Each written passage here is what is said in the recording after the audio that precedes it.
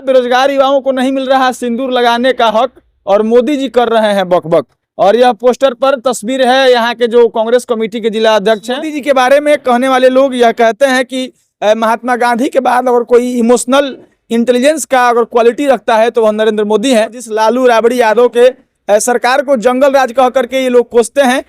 यही लोग जब सत्ता में है तो बंद पड़े फैक्ट्रियों को चालू क्यों नहीं कर रहे हैं कि लोगों ने घर घर सिंदूर बांटने का एक योजना बना रहे थे, लेकिन जब उसका असर उल्टा पड़ने लगा तो उसको बंद कर दिया गया। और कहीं ना कहीं उसी बातों पर कटाक्ष करते हुए ओम प्रकाश गर्ग ने भी आपको बता दें कि देश के यशस्वी प्रधानमंत्री नरेंद्र मोदी बिहार आकर के चले गए हैं। बिहार आकर के बिहारियों को उनके किए हुए और उनके इतिहास पर गर्व करने को कहे गए हैं। यही मोदी जी जब गुजरात में या फिर किसी अन्य प्रदेश में जाते हैं तो वहां पर यह बताते हैं कि गुजरात में इतना इंडस्ट्री है कि ऐसे ऐसे लोगों को और कई तरह के मजदूरों को रोजगार देने का काम किया जाता है। लेकिन जब वही मोदी जी अपने बिहार में आते हैं तो बताते हैं कि बिहार का जो है वह पुराना इतिहास रहा है और उस इतिहास पर बिहारियों को गर्व करना चाहिए। आपको बता दें कि अभी हम गोपालगंज में हैं और यहाँ पर एक सामने पोस्टर लगा हुआ है। आप देख सकते हैं कि मोदी जी के आगमन से पूर्व यह पोस्टर लगा हुआ है जहाँ पर लिखा हुआ है बेरोजगार युवाओं को नहीं मिल रहा सिंदूर लगाने का हक और मोदी जी कर रहे हैं बकबक। और यह पोस्टर पर तस्वीर है यहाँ के जो कांग्रेस कमेटी के जिला अध्यक्ष हैं,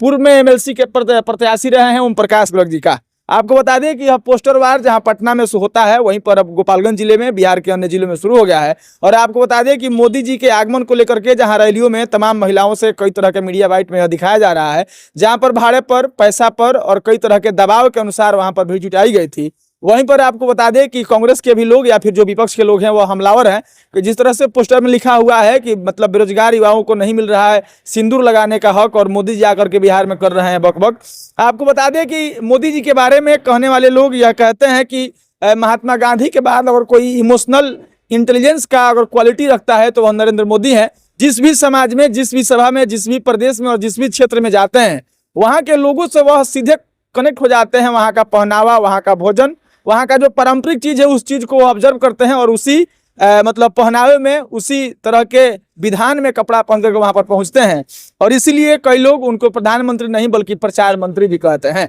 आपको बता दें कि बिहार के दौरे में पिछले 3 महीने में 3 बार नरेंद्र मोदी आ चुके हैं, जहां एक बार झंझारपुर में, एक बार विक्रमगंज में और पिछले दिनों जो है वह सिवान के जसौली में। विपक्ष के लोग इसे चुनावी रैली कह रहे हैं, लेकिन पक्ष के लोग यह कहते हैं कि नहीं, बिहार वासियों को जो है वह सौगात देने के लिए, कई तरह के केंद्र सरकार के परियोजनाओं का और योजनाओं का शिलान्यास करने के लिए और कई तरह के जो योजना है उसको शुभारंभ करने के लिए मोदी जी आ रहे हैं। और मोदी जी का रैली जहां पर पक्ष के लोग बता रहे हैं कि सफल हुआ है, वहीं पर विपक्ष के लोग कहते हैं कि यह रैली जो है वह पूरी तरह से फ्लॉप रहा है। वहीं पर आपको बता दें कि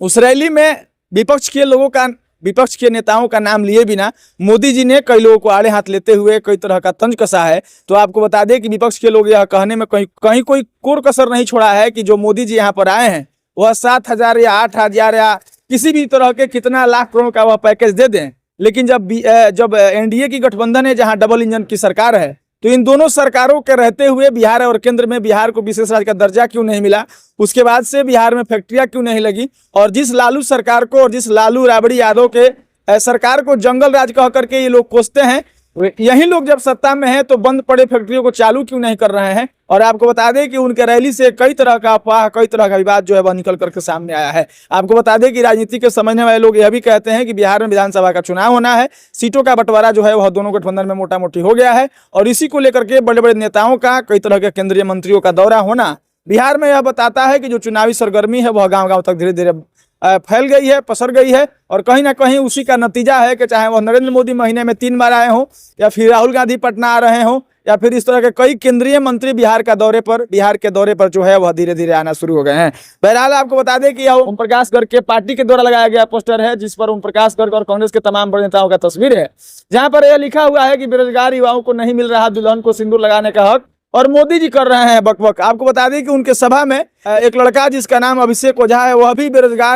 बेरोजगार लोगों को रोजगार मिले इसको लेकर के बैनर लेकर के वह उस रैली में जा रहा था, लेकिन प्रशासन के लोगों द्वारा उसको साइड कर दिया गया है। और कहीं ना कहीं जहां मोदी जी के आगमन को लेकर के एनडीए के और पक्ष के लोग जो है वह अभिनंदन कर रहे थे, वहीं पर विपक्ष के कई लोग, जैसे यहाँ पर यह पोस्टर लगा हुआ है इस तरह का, अभिषेक ओझा ने बेरोजगार को रोजगार मिले इस तरह का बिहार में फैक्ट्री लगे, बिहार में जो बंद पड़े फैक्ट्रियां वो चालू हो। इस तरह के कई योजनाओं को लेकर के और कई तरह के मांगों को लेकर के लोग उस रैली में गए भी थे। आपको बता दें कि मढ़ौरा में एक रेल इंजन कारखाना है और उस कारखाना में रेल का इंजन बनता है और इंजन बन करके बिहारी जो है वह अदर स्टेट में जो है वह एक्सपोर्ट कर रहे हैं। इसको लेकर के भी मोदी जी ने कहा कि बिहारियों को इस बात पर गर्व करना चाहिए। लेकिन विपक्ष के लोग यह भी कहते हैं कि बिहारियों को इस बात पर भी गर्व करना चाहिए। यह मोदी जी आकर के फिर से एक बार झांसा दे करके चले गए हैं।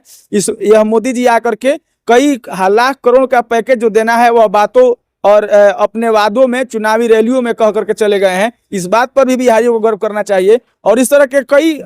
तरह की कई बातें जो है वह उस रैली से निकल करके आई है। बहरहाल आपको बता दें कि हम गोपालगंज के ओवरब्रिज के नीचे जितने भी आपको यहाँ पर पाया है या खंभा है या जो ब्रिज का पिलर है उस पर इस तरह का पोस्टर लगाया गया है, जहां पर एक तरफ मोदी जी का बिहार में आने को लेकर के लोग अभिनंदन कर रहे हैं, वहीं पर विपक्ष के लोग हमलावर हैं। जो यह बता रहे हैं कि जो मोदी जी सिंदूर ऑपरेशन सिंदूर जो मतलब सरकार ने किया था, जो पाकिस्तान के साथ युद्ध में इस चीज को किया गया था, और मोदी जी के पार्टी और एनडीए के लोगों ने घर घर सिंदूर बांटने का एक योजना बना रहे थे, लेकिन जब उसका असर उल्टा पड़ने लगा तो उसको बंद कर दिया गया। और कहीं ना कहीं उसी बातों पर कटाक्ष करते हुए ओम प्रकाश गर्ग ने भी एक पोस्टर के माध्यम से और पोस्टर वार किया है, जहां पर लिख रखा है कि बेरोजगार युवाओं को नहीं मिल रहा है सिंदूर लगाने का हक और मोदी जी आके कर रहे हैं बकबक। बहरहाल हम लोग भी इस खबर को यहीं पर खत्म करते हैं। इस पूरे